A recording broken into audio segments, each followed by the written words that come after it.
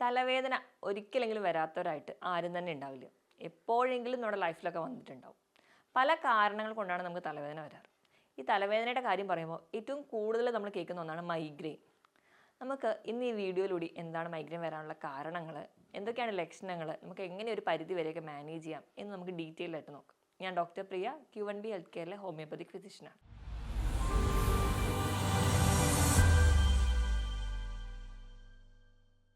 Migraine എന്തുകൊണ്ടാണ് ഉണ്ടാവുന്നതെന്ന് വ്യക്തമായ കാരണം ആരും തന്നെ പറഞ്ഞിട്ടില്ല. പക്ഷെ പല പഠനങ്ങളും പറയുന്നത് നമ്മുടെ തലച്ചോറിലൊക്കെ ഉണ്ടാവുന്ന നമ്മുടെ നാഡികൾ എന്ന് പറയുന്നത് ഒരു ന്യൂറോൺസ് വെച്ചിട്ടാണ് ബിൽഡ് ചെയ്തിരിക്കുന്നത്. ഇങ്ങനെ ഒരു ന്യൂറോണിൽ നിന്ന് വേറൊരു ന്യൂറോണിലോട്ട് മെസ്സേജ് പാസ് ചെയ്താണ് പോകുക. അപ്പം നമ്മുടെ ശരീരത്തിലുണ്ടാകുന്ന കാഴ്ച, കേൾവി, നമ്മൾ തൊടുന്നത് അറിയുന്ന സ്പർശനം, ഇവയൊക്കെ ഇങ്ങനെ ഒരു മെസ്സേജ് വഴി പാസ് ചെയ്തിട്ടാണ് നമ്മുടെ തലച്ചോറിലെത്തുന്നതും തിരിച്ചു വരുന്നതും ഒക്കെ. അപ്പോൾ ഈ ന്യൂറോൺസ് അടുത്ത ന്യൂറോണിലേക്ക് മെസ്സേജ് പാസ് ചെയ്യുന്നത് ന്യൂറോ ട്രാൻസ്മിറ്റർ എന്ന് പറയുന്ന കെമിക്കൽ വെച്ചിട്ടാണ്. ഈ ഒരു ന്യൂറോ ട്രാൻസ്മിറ്റേഴ്സിന് എന്തെങ്കിലും ചെറിയ അലർജി പോലെയോ അല്ലെങ്കിൽ ഒരു ഓവർ റിയാക്ഷൻ ആയിട്ടോ കാണിക്കുന്ന ഒരു കണ്ടീഷനാണ് നമ്മൾ മൈഗ്രെയിൻ എന്ന് പറയുന്നത്. ചുരുക്കി പറഞ്ഞു കഴിഞ്ഞാൽ നമ്മുടെ നാഡികൾ അല്ലെങ്കിൽ നമ്മുടെ തലച്ചോറിലുള്ള നാഡികളുടെ ഒരു അലർജിയാണ് മൈഗ്രെയിൻ എന്ന് പറയുന്നത്. അപ്പം ഇതാണ് നമ്മൾ ജനറലി മൈഗ്രെയിൻ എന്ന് പറയുമ്പോൾ തന്നെ അറിയാം. നമുക്ക് മൈഗ്രെയിൻ ഉണ്ടാകുന്ന ലക്ഷണങ്ങൾ അല്ലെങ്കിൽ മൈഗ്രെയിൻ ഉണ്ടാകുന്ന കാരണങ്ങൾ എന്ന് പറഞ്ഞാൽ പലർക്കും പലതാണ്. മൈഗ്രെയിൻ എന്ന് പറയുന്നത് കൂടുതലും സ്ത്രീകൾക്കാണ് വരാറ്. കാരണം അതിലുണ്ടാകുന്ന ചെറിയ ഹോർമോണൽ വേരിയേഷനാണ്. മൈഗ്രെയിൻ്റെ ആ ഒരു കാലഘട്ടം നോക്കുകയാണെങ്കിൽ നമ്മുടെ പീരീഡ്സ് ആകുന്ന ഒരു കാലഘട്ടം, മെനാർക്കി മുതൽ പീരീഡ്സ് നിൽക്കുന്ന വരെ ഒരു ടൈമാണ് കൂടുതലും ഈ മൈഗ്രെയിൻ വരുന്ന ഒരു പീരീഡ്. അതായത് ഒരു 12-13 വയസ്സിൽ തുടങ്ങിയിട്ട് 40-45 വയസ്സ് വരെ ഈ ഒരു കാലഘട്ടത്തിലാണ് കൂടുതൽ ആൾക്കാരും മൈഗ്രെയിൻ അനുഭവിച്ചിട്ടുണ്ടാവുക. ഒരു 45-50 വയസ്സ് കഴിഞ്ഞാൽ മൈഗ്രെയിൻ വരുന്നത് വളരെ റയറാണ്, അല്ലെങ്കിൽ വരാറ് തന്നെ ഇല്ല എന്ന് നമുക്ക് പറയാം. ഞാൻ ഈ പറഞ്ഞ രീതിയിലാണ്, ഈ ഒരു ഏജ് ഗ്രൂപ്പിലാണ് കൂടുതലും മൈഗ്രെയിൻ പ്രസൻറ്റ് ചെയ്യാറ്. ഈ മൈഗ്രെയിൻ എന്ന് പറഞ്ഞാൽ പല രീതിയിൽ ഉണ്ട്. അപ്പോൾ നമ്മൾ ഏറ്റവും കൂടുതൽ കേട്ടിട്ടുള്ളത് കോമൺ മൈഗ്രെയിൻ, അതായത് സാധാരണ തലവേദന വരുന്നു, തലയുടെ ഏതെങ്കിലും ഒരു സൈഡിലായിരിക്കും വേദന. ഒരു തവണ ചിലപ്പോൾ റൈറ്റിൽ വരുന്നു, അടുത്ത തവണ ലെഫ്റ്റിൽ വരുന്നു, ഭയങ്കരമായ തലവേദന. നമ്മൾ ചിലപ്പോൾ ടാബ്ലറ്റ് എന്തെങ്കിലും കഴിക്കുന്നു, ഉറങ്ങി എണീക്കുമ്പോഴത്തേക്കും മൈഗ്രെയിൻ മാറുന്നു. ഇതാണ് നമ്മൾ കോമൺ മൈഗ്രെയിൻ എന്ന് പറയും. ചില ആൾക്കാർക്ക് എന്ന് പറഞ്ഞു കഴിഞ്ഞാൽ അവർക്ക് കണ്ണിൻ്റെ കാഴ്ച നഷ്ടപ്പെടുന്ന പോലെ തോന്നാം. ഒരു 15 മുതൽ 20 മിനിറ്റോളം കണ്ണിൻ്റെ കാഴ്ച ഭംഗി പോവുക. ചിലപ്പോൾ 2 കണ്ണും ആവാം, ചിലപ്പോൾ ഒരു കണ്ണിൻ്റെ ആവാം. അത് കഴിഞ്ഞിട്ട് അവർക്ക് തലവേദന വരുന്നു, ഈ പറഞ്ഞ രീതിയിലുള്ള കോമൺ പ്രസൻറ്റേഷൻസ് നിൽക്കുക. ഇതിനെ നമ്മൾ കോംപ്ലിക്കേറ്റഡ് മൈഗ്രെയിൻ എന്ന് പറയും. ചില ആൾക്കാർക്കാണെങ്കിൽ ഈ മൈഗ്രെയിൻ വരുന്നതിന് മുമ്പ് ഒരു കയ്യോ കാലോ ഒക്കെ കുഴഞ്ഞു പോകുന്ന പോലെ, തളർന്നു പോകുന്ന പോലെ തോന്നാറുണ്ട്. ഇതിനെ നമ്മൾ ഹെമിപ്ലേജിക് മൈഗ്രെയിൻ എന്ന് പറയും. ചില ആൾക്കാർക്കാണെങ്കിൽ കണ്ണിൽ വെളിച്ചം അടിക്കുക, നക്ഷത്രം മിന്നുന്നത് പോലെ, അല്ലെങ്കിൽ കണ്ണിലേക്ക് ഒരു ശക്തമായ വെളിച്ചം കടന്നു വരുന്നത് പോലെയൊക്കെ തോന്നുക, കണ്ണിന് മുമ്പിൽ ഭയങ്കരമായ പ്രകാശവലയം, ഇങ്ങനത്തെ സിംറ്റംസ് ഒക്കെയാണ് നിൽക്കുകയാണെങ്കിൽ അതിനോടൊപ്പം മൈഗ്രെയിൻ ആയിട്ട് പ്രസൻറ്റ് ചെയ്യുമ്പോൾ ക്ലാസിക് മൈഗ്രെയിൻ എന്ന് പറയും. ഇവയാണ് പ്രധാനമായിട്ട് നമ്മൾ മൈഗ്രെയിനിലെ ടൈപ്സിൽ പറയാറ്. അപ്പോൾ ഈ പറഞ്ഞ രീതിയിൽ ഈ കോംപ്ലിക്കേറ്റഡ് മൈഗ്രെയിനും ഹെമിപ്ലേജിക് മൈഗ്രെയിനും എപ്പോഴും നമ്മളൊന്ന് ശ്രദ്ധിച്ചിരിക്കേണ്ടതാണ്. ഇങ്ങനെ ഇതൊക്കെ വരുന്നവരാണ് നിങ്ങളെങ്കിൽ നിങ്ങൾ കുറച്ച് കൺസിഡർ ചെയ്തിരിക്കണം. കാരണം നോർമലി നമുക്കറിയാം ഇങ്ങനെയുള്ള ഒരു തളർന്നു പോവുക എന്നൊക്കെ പറയുമ്പോൾ നമുക്കറിയാം ഒരു സ്ട്രോക്കിൻ്റെ ലക്ഷണങ്ങളാണ്. അപ്പോൾ ഇങ്ങനെയൊക്കെ ലക്ഷണങ്ങൾ നിങ്ങൾക്ക് ഉണ്ടെങ്കിൽ, അല്ലെങ്കിൽ ഇങ്ങനെ ഒരു മൈഗ്രെയിൻ ഒക്കെ ഉണ്ട്, അത് പ്രസൻറ്റ് ചെയ്യുകയാണെങ്കിൽ നിങ്ങൾ എപ്പോഴും ഒരു സ്ട്രോക്കുമായിട്ട് ഡിഫറൻഷ്യേറ്റ് ചെയ്തെടുക്കേണ്ടതാണ്. കാരണം ഈ മൈഗ്രെയിൻ ഉള്ളവർക്ക് അല്ലെങ്കിൽ മൈഗ്രെയിൻ വന്നവർക്ക് സ്ട്രോക്ക് വരാനുള്ള ചാൻസ് ബാക്കിയുള്ളവരെ വെച്ച് നോക്കുമ്പോൾ കുറച്ച് കൂടുതലാണ്. എന്നോർത്ത് എല്ലാ മൈഗ്രെയിൻ ഉള്ളവർക്കും സ്ട്രോക്കായി വരാമെന്നല്ല, ചെറിയൊരു ചാൻസ് കൂടുതൽ. അപ്പോൾ നിങ്ങൾക്ക് ഒരു 50 വയസ്സ് കഴിഞ്ഞിട്ടും ഇങ്ങനെയുള്ള തലവേദനകൾ നിൽക്കുകയാണെങ്കിൽ, നിങ്ങൾക്ക് ഹിസ്റ്ററിയിൽ മൈഗ്രെയിൻ ഉള്ളവരായിരുന്നെങ്കിൽ നിങ്ങൾ ഒന്ന് റൂൾ ഔട്ട് ചെയ്തെടുക്കുക, സ്ട്രോക്ക് ആണോ അല്ലയോ എന്നുള്ളത്. അത് പറയാൻ വേണ്ടി, അല്ലെങ്കിൽ ഒരുപാട് പേരുടെ സംശയമായതുകൊണ്ട് മാത്രം ഞാനിവിടെ സ്ട്രോക്കിനെ ഒന്ന് സൂചിപ്പിച്ചു എന്നേ ഉള്ളൂ. അപ്പോൾ ഇതൊക്കെയാണ് നോർമലി നമുക്ക് കാണുന്നത്. ഇനി മൈഗ്രെയിൻ എപ്പോഴും പ്രസൻറ്റ് ചെയ്യുന്നത് പല സ്റ്റേജസ് ആയിട്ടാണ്. ഈ മൈഗ്രെയിൻ എന്ന് പറയുന്നത് എപ്പോഴും ഒരു 4 സ്റ്റേജിലാണ് കൂടുതലും പ്രസൻറ്റ് ചെയ്യാറ്. ഫസ്റ്റ് സ്റ്റേജ് എന്ന് പറഞ്ഞാൽ പ്രൊഡ്രോമൽ സ്റ്റേജ്. പ്രൊഡ്രോമൽ എന്ന് പറയുമ്പോൾ നമുക്ക് നോർമലി മൈഗ്രെയിൻ വരുന്നതിന് മുൻപുള്ളൊരു സ്റ്റേജാണ്.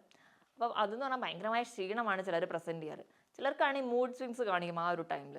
ചിലർക്ക് ഡിപ്രഷൻ വരാം, ചിലർക്ക് ആ ടൈമിൽ പ്രത്യേകിച്ച് ചില ഭക്ഷണങ്ങൾ കഴിക്കാനൊരു ആഗ്രഹം തോന്നാം, പെട്ടെന്ന് സങ്കടം വരിക, ഇങ്ങനെയുള്ള പല ലക്ഷണങ്ങളും ആയിരിക്കും ആ ഒരു സ്റ്റേജിൽ നമ്മൾ നിൽക്കുക.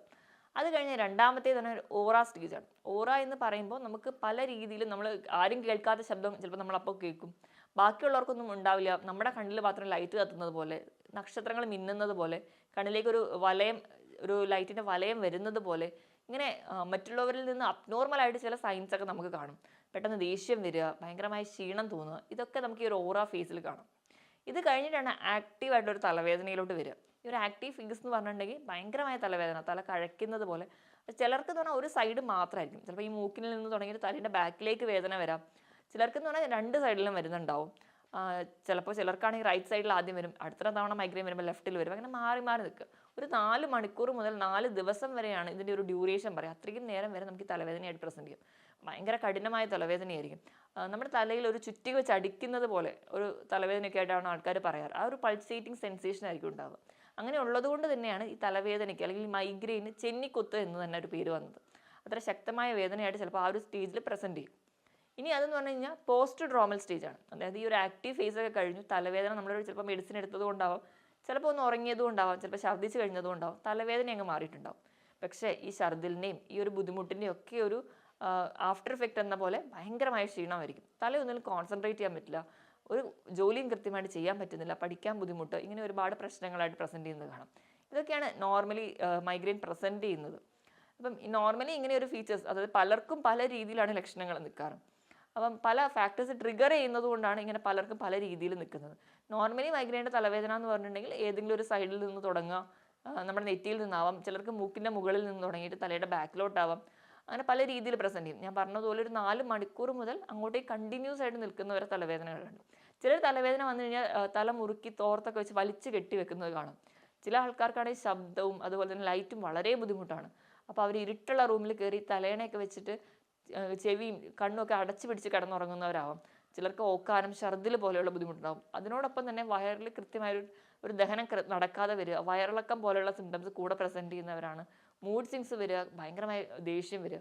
ഈ ഒരു മൈഗ്രെയിൻ എന്ന് പറയുമ്പോൾ നമ്മൾ തലവേദനയായിട്ട് കേൾക്കുമെങ്കിലും നമ്മുടെ ഡെയിലി ആക്ടിവിറ്റീസിനെ മൊത്തം ബാധിക്കുന്ന രീതിയിൽ, ചിലപ്പോൾ ഈ മൈഗ്രെയിൻ ഉള്ള കുട്ടികളെ തന്നെ അല്ലെങ്കിൽ നമ്മൾ മുതിർന്നവരാണെങ്കിൽ തന്നെ നമുക്കറിയാം, അന്നൊരു ദിവസം അവർക്ക് ക്ലാസ്സിലൊന്നും അറ്റൻഡ് ചെയ്യാൻ പറ്റില്ല, ജോലിക്ക് പോലും പോകാൻ പറ്റുന്നില്ല, നമ്മുടെ വീട്ടിലെ കാര്യങ്ങൾ പോലും ചെയ്യാൻ പറ്റാത്ത രീതിയിൽ തലവേദന നമുക്ക് ബുദ്ധിമുട്ടുണ്ടാക്കാറുണ്ട്. അത്ര കഠിനമായ വേദനയാണ് ഈ മൈഗ്രെയിൻ എന്ന് പറയുന്ന ഒരു കണ്ടീഷനിൽ ഉണ്ടാവുന്നത്. മൈഗ്രെയിൻ പലർക്കും പല കാരണങ്ങൾ കൊണ്ടാണ് ഉണ്ടാവുന്നത്. പലർക്കും പല ട്രിഗറിങ് ഫാക്ടേഴ്സാണ്. ഒരാൾക്ക് ഉണ്ടാവുന്ന അതേ കാരണമാവണമെന്നില്ല മറ്റൊരാൾക്ക് ഉണ്ടാവുന്നത്. അപ്പം നമ്മുടെ ട്രിഗറിങ് ഫാക്ടർ നമ്മൾ തന്നെയാണ് കണ്ടുപിടിക്കേണ്ടത്. അപ്പം ട്രിഗറിങ് ഫാക്ടേഴ്സ് എന്തൊക്കെയാണെന്ന് നോക്കിക്കഴിഞ്ഞിട്ടുണ്ടെങ്കിൽ ചില ആൾക്കാർക്ക് ചോക്ലേറ്റ്, ചീസ് അല്ലെങ്കിൽ കോഫി കുടിക്കുമ്പോൾ സിട്രസ് ഫ്രൂട്ട്സ് കഴിക്കുക, ഇങ്ങനെ എന്തെങ്കിലും പുളിയുള്ള ഭക്ഷണങ്ങളൊക്കെ ചെല്ലുന്ന സമയത്ത് അതൊരു സ്റ്റിമുലേറ്റിംഗ് ഫാക്ടറായിട്ട് മൈഗ്രെയിൻ വരാറുണ്ട്. നമ്മൾ ഒരുപാട് നേരം സ്ക്രീൻ ടൈം യൂസ് ചെയ്യുമ്പോൾ, നമ്മളിപ്പോൾ കമ്പ്യൂട്ടറോ ലാപ്ടോപ്പോ അല്ലെങ്കിൽ മറ്റ് ഗാഡ്ജറ്റ്സ് ഒക്കെ ഒരുപാട് നേരം ഉപയോഗിക്കുമ്പോൾ നമ്മുടെ കണ്ണിന് വരുന്നൊരു സ്ട്രെയിൻ മൂലം മൈഗ്രെയിൻ ഉണ്ടാവുന്നുണ്ട്. കാരണം നമ്മൾ എപ്പോഴും നോക്കിക്കഴിഞ്ഞിട്ടുണ്ടെങ്കിൽ അറിയാം, ഈ സ്ക്രീൻ എന്ന് പറയുന്നത് എപ്പോഴും ബ്ലിങ്ക് ചെയ്യുന്നൊരു ഏരിയ ആണ്. അതായത് നോർമലി നമ്മൾ കാണുമ്പോൾ സ്ക്രീൻ ഇങ്ങനെ ബ്ലിങ്കിങ് ആണ്. നമുക്ക് നേരിട്ട് കാണുമ്പോൾ നമുക്കത് ഫീൽ ചെയ്യുന്നതിലും നമ്മുടെ കണ്ണവിടെ വികസിക്കുക, അതുപോലെ തന്നെ റിലാക്സ് ചെയ്യുക, അങ്ങനെ കൺട്രാക്ഷൻ റിലാക്സേഷൻ മാറി മാറിയാണ് നമ്മുടെ കണ്ണിൽ നടക്കുന്നത്. അപ്പോൾ ഇത് നമ്മുടെ കണ്ണിനൊരു സ്ട്രെയിൻ ഉണ്ടാക്കുകയും അത് നമുക്ക് മൈഗ്രെയിൻ ഉണ്ടാവാൻ കാരണമാണ്. അതാണ് മെയിൻലി ഇപ്പോൾ കൂടി ഈ കേസുകൾ വരാനുള്ള ഒരു കാരണം. ഇതല്ലാതെ ഉറക്കം ശരിയായിട്ടില്ലെങ്കിൽ, വിശന്ന് കഴിഞ്ഞാൽ, അതായത് സ്റ്റാർവേഷൻ വന്നു കഴിഞ്ഞാൽ ഒരുപാട് നേരം ഭക്ഷണം കഴിക്കാതിരിക്കുന്നു, എപ്പോഴെങ്കിലും ഒരു മീൽ സ്കിപ്പ് ചെയ്ത് പോവുക, ഇതും നമുക്ക് ഉണ്ടാക്കാറുണ്ട്. സ്ട്രെസ്സ്, ടെൻഷനൊക്കെ ഉണ്ടെങ്കിലും, വെയിലത്ത് പോയാൽ വെയിൽ കൊണ്ടു കഴിഞ്ഞാൽ അല്ലെങ്കിൽ മറ്റ് ചൂട് കൂടിക്കഴിഞ്ഞാൽ, ഇവയൊക്കെ നമുക്ക് കൂടുതലായിട്ടും മൈഗ്രെയിൻ ഉണ്ടാക്കാനുള്ള കാരണങ്ങളാണ്. ചിലർക്കാണെങ്കിൽ ഒരു പുകയടിച്ചാൽ, മറ്റുള്ളവർ പുകവലിക്കുന്നതിന് ഒരു എഫക്റ്റ് കാരണം ഉണ്ടാവാം. ചിലർക്കാണെങ്കിൽ പൂവിൻ്റെ മണം അടിച്ചാൽ, അല്ലെങ്കിൽ സ്ട്രോങ് പെർഫ്യൂംസ് ആണെങ്കിൽ കൂടി, മുല്ലപ്പൂവൊക്കെ ചിലർക്ക് അടുത്തിടയിൽ ഫംഗ്ഷന് പോകുമ്പോൾ തന്നെ മുല്ലപ്പൂ തലയിലുള്ളത് നമ്മൾ വെച്ചിലേക്ക് കൂടി ബാക്കിയുള്ളവരുടെ ആ ഒരു സ്ട്രോങ് സ്മെല്ല് അടിക്കുമ്പോൾ തന്നെ നമുക്ക് തലവേദന എടുക്കുന്നവരുണ്ടാവും. ഇങ്ങനെ പല കാരണങ്ങൾ കൊണ്ടാണ് പലർക്കും ഉണ്ടാവാറ്. അപ്പം നമ്മൾ ബേസിക്കലി ചെയ്യേണ്ടതെന്ന് വെച്ചിട്ടുണ്ടെങ്കിൽ, നമുക്ക് എന്തുകൊണ്ട് ഇപ്പോൾ തലവേദന അല്ലെങ്കിൽ മൈഗ്രെയിൻ ഉള്ള ഒരാളാണെങ്കിൽ നമുക്ക് എന്തുകൊണ്ടാണ് മൈഗ്രെയിൻ വന്നതെന്ന് ആദ്യം തിരിച്ചറിയാം. എന്നിട്ട് ആ ഒരു ഫാക്ടർ അവോയ്ഡ് ചെയ്താൽ തന്നെ ഒരു പരിധി വരെ നമുക്കത് കൺട്രോൾ ചെയ്യാൻ പറ്റും. അപ്പം ഇതാണ് നമ്മൾ ബേസിക്കലി ട്രിഗറിങ് ഫാക്ടേഴ്സ് ആയിട്ട് പറയാറ്. അപ്പോൾ ഈ സ്ക്രീൻ ടൈം, അല്ലെങ്കിൽ നമ്മൾ കമ്പ്യൂട്ടറോ അല്ലെങ്കിൽ ഇങ്ങനത്തെ ഒരു ജോലി ചെയ്യുന്നവരാണെങ്കിൽ നമുക്കറിയാം ഒരിക്കലും ആ ജോലി നമുക്ക് ഉപേക്ഷിക്കാൻ പറ്റില്ല. പക്ഷേ ഇങ്ങനെ സ്ക്രീൻ ടൈം ഉപയോഗിക്കുന്നവരാണെങ്കിൽ മാക്സിമം നിങ്ങൾ കണ്ണിൻ്റെ വിഷൻ എപ്പോഴും ഒന്ന് ചെക്ക് ചെയ്യാൻ വേണ്ടി ശ്രദ്ധിക്കുക. ഇപ്പം എന്തെങ്കിലും ചെറിയ പവറിലൊക്കെ വ്യത്യാസം ഉള്ളവരാണെങ്കിൽ സ്പെക്സ് ഉപയോഗിക്കുകയാണെങ്കിൽ ഒരു പ്രൊട്ടക്ഷനാണ്. നമ്മുടെ കണ്ണിൽ ബാക്കി മൈഗ്രെയിൻ കൂടി വരാതിരിക്കാനും നമ്മുടെ കണ്ണിൻ്റെ പവറിൽ ചേഞ്ച് ഉണ്ടാവാതിരിക്കാനും നമ്മളെ സഹായിക്കുകയും ചെയ്യും. ഇനി നമുക്ക് എന്തൊക്കെയാണ് മൈഗ്രെയിൻ്റെ മാനേജ്മെൻറ്റ് സൈഡ് എന്ന് നോക്കാം. അപ്പം ഏറ്റവും ആദ്യം എന്ന് പറഞ്ഞു കഴിഞ്ഞാൽ, ഒരു മൈഗ്രെയിൻ ഉള്ള ഒരാളാണ് നിങ്ങളെന്ന് തിരിച്ചറിഞ്ഞ് കഴിഞ്ഞാൽ നമ്മുടെ റുട്ടീനാണ് ആദ്യം തന്നെ സെറ്റ് ചെയ്യേണ്ടത്. ഇപ്പം നമ്മൾ ഭക്ഷണം കഴിക്കുന്നതാണെങ്കിലും നമ്മൾ ഉറങ്ങുന്നതാണെങ്കിലും നമ്മൾ എല്ലാ പ്രവർത്തനങ്ങളും കൃത്യമായിരിക്കണം. ഈ ഒരു റുട്ടീനിൽ എന്തെങ്കിലും മാറ്റം വന്നു കഴിഞ്ഞാൽ നമുക്ക് പെട്ടെന്ന് തന്നെ ഒരു മൈഗ്രെയിൻ്റെ അറ്റാക്ക് ഉണ്ടാവുന്നുണ്ട്. അപ്പോൾ നിങ്ങൾ ആദ്യം ബേസിക്കലി മൈഗ്രെയിൻ ഉള്ളവരാണെങ്കിൽ നിങ്ങൾ ഈ ട്രിഗറിങ് ഫാക്ടർ കണ്ടുപിടിക്കുന്നതിനോടൊപ്പം തന്നെ നിങ്ങൾ റുട്ടീൻ ചെക്ക് ചെയ്യുക. ഈ റുട്ടീൻ സെറ്റ് ചെയ്യുന്നതിനോടൊപ്പം നമ്മൾ ട്രിഗറിങ് ഫാക്ടർ എപ്പോഴും നോട്ട് ഡൗൺ ചെയ്യുക. അപ്പോൾ മൈഗ്രെയിൻ ഉള്ളവർ മാക്സിമം നിങ്ങളൊരു ഡയറി കീപ്പ് ചെയ്യുക. നിങ്ങൾക്ക് എന്ത് ഭക്ഷണം കഴിക്കുമ്പോഴോ അല്ലെങ്കിൽ നിങ്ങൾ ഏതൊരു സറൗണ്ടിങ്ങിൽ പോകുമ്പോഴാണ് ഇങ്ങനെ ഒരു അറ്റാക്ക് ഉണ്ടാവുന്നത്, എന്തൊക്കെയായിരുന്നു ലക്ഷണങ്ങൾ, തുടങ്ങിയപ്പോഴും എങ്ങനെയായിരുന്നു എന്നൊക്കെ നമ്മൾ ആദ്യമേ ഇവിടെ നോട്ട് ഡൗൺ ചെയ്യാം. അപ്പോൾ രണ്ടാമത് ഇങ്ങനെ ഒരു ഇൻസിഡൻറ്റ് വരുമ്പോഴേ നമുക്ക് അത് മാക്സിമം ഇതിനെക്കുറിച്ച് നമുക്കൊരു ബോധമുണ്ടാവും. കാരണം ഇങ്ങനത്തെ ലക്ഷണങ്ങളൊക്കെ ഉണ്ട്, ചിലപ്പോൾ എനിക്ക് മൈഗ്രെയിൻ വരാൻ പോവുകയാണ് എന്നൊരു അവയർനെസ് നമുക്ക് തന്നെ ഉണ്ടാവും. അതിനുവേണ്ടി നിങ്ങളൊരു ഡയറി കീപ്പ് ചെയ്യുക. പിന്നെയെന്ന് വെച്ചിട്ടുണ്ടെങ്കിൽ ഏറ്റവും ബേസിക് ആയിട്ട് നമ്മൾ ചെയ്യേണ്ടത് സ്ട്രെസ്സ് കുറയ്ക്കുക, ആൻസൈറ്റി, ടെൻഷൻ. ഇങ്ങനത്തെ പ്രശ്നമൊക്കെ ഉണ്ടെങ്കിൽ നിങ്ങൾ മാക്സിമം ഒരു യോഗ മെഡിറ്റേഷനൊക്കെ പോകുന്നത് വളരെ നല്ലതാണ്. അല്ലെങ്കിൽ രാവിലെ എണീറ്റ് ഒരു മോർണിംഗ് വാക്കിന് തന്നെ പോവുക. അങ്ങനെ തന്നെ ആവുമ്പോൾ നമ്മുടെ ശരീരത്തിൽ തന്നെ ഒരുപാട് ഹാപ്പി ഹോർമോൺസ് ഒക്കെ ഉണ്ടാവും. നമ്മുടെ സ്ട്രെസ്സും ടെൻഷനും ഒക്കെ കുറയ്ക്കുന്നതായിട്ട് കാണാം. പിന്നെ മിക്ക കേസിലും നമ്മുടെ വയറുമായിട്ട് ഈ ഒരു ഹെഡേക്കിന് ബന്ധമുണ്ട്. ഈ ഒരു സ്ട്രെസ്സും ടെൻഷനും ഒക്കെ നമ്മുടെ വയറിനെ ദഹന പ്രക്രിയനെ ബാധിക്കുന്നുണ്ട്. അത് നമുക്കൊരു മൈഗ്രെയിൻ ഉണ്ടാക്കുന്നു. അതുകൊണ്ട് തന്നെയാണല്ലോ നമുക്കൊരു നേരം ഭക്ഷണം സ്കിപ്പ് ചെയ്താൽ തലവേദന വരിക, ചില ഭക്ഷണങ്ങൾ കഴിച്ചാൽ മൈഗ്രെയിൻ വരിക എന്നൊക്കെ പറയാറ്. അപ്പോൾ നമ്മുടെ ആമാശയത്തിൻ്റെ ആരോഗ്യം എപ്പോഴും കീപ്പ് ചെയ്യാൻ വേണ്ടി ശ്രദ്ധിക്കുക. നമ്മുടെ ബാക്ടീരിയൽ ഗ്രോത്ത് കറക്റ്റായിട്ട് നിർത്തുക, നമ്മുടെ ഗട്ട് ഹെൽത്ത് മെയിൻറ്റെയിൻ ചെയ്യുക. അപ്പോൾ അതിന് വേണ്ടിയിട്ട് നമ്മൾ പ്രോബയോട്ടിക്സ് സ്ഥിരമായി കഴിക്കുക. പ്രോബയോട്ടിക്സ് എന്ന് പറയുമ്പോൾ പുളിയില്ലാത്ത തൈര്, പഴങ്കഞ്ഞി, യോഗേർട്ട്, ബട്ടർ മിൽക്ക്, പനീർ ഇവയൊക്കെ പ്രോബയോട്ടിക് ആണ്. നമ്മുടെ വീട്ടിൽ തന്നെ നല്ലെണ്ണയിൽ കടുകൊക്കെ ചതച്ചിട്ടുണ്ടാക്കുന്ന വിനാഗിരി അധികം ഇല്ലാത്ത അച്ചാറുകൾ, ഉപ്പിലിട്ട ക്യാബേജ്, ക്യാരറ്റ് ഇവയൊക്കെ പ്രോബയോട്ടിക് ആണ്.